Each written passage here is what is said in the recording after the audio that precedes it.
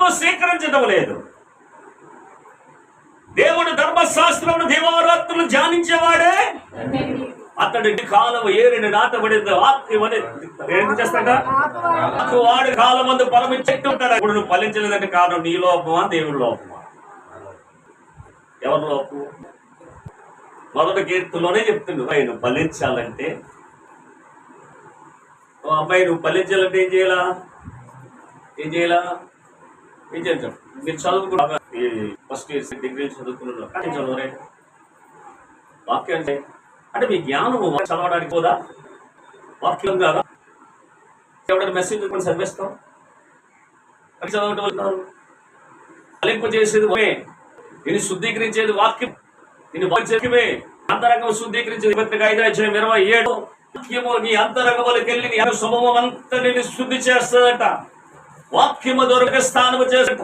వాక్యం దూరగా దేవుని శుద్ధి దేవుడి దగ్గర దయచేస్తుందట. హోలీ స్పిరిట్ నివసించినట్టుగా చేస్తుందట. చదవండి ఇక్కడ. ఇంకా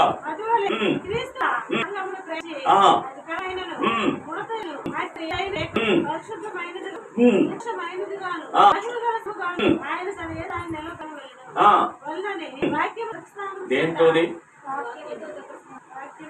దేంతో పోతుంది? వాక్యం వెతికిస్తాం అంటే ఏంటి?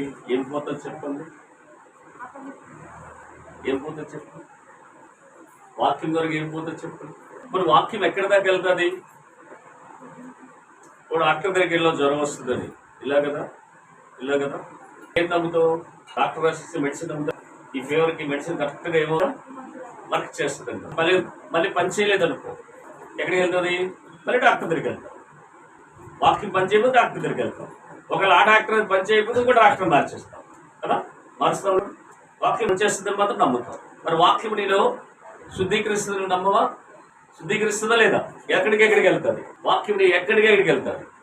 ఎక్కడికి వెళ్తుంది? వాక్యం ఏంటంట?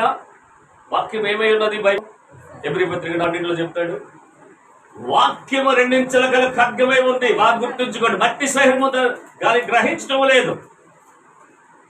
ఈ మట్టి దేహముతో ఉన్న మనిషి చదువు ఎందుకనగా దేవుని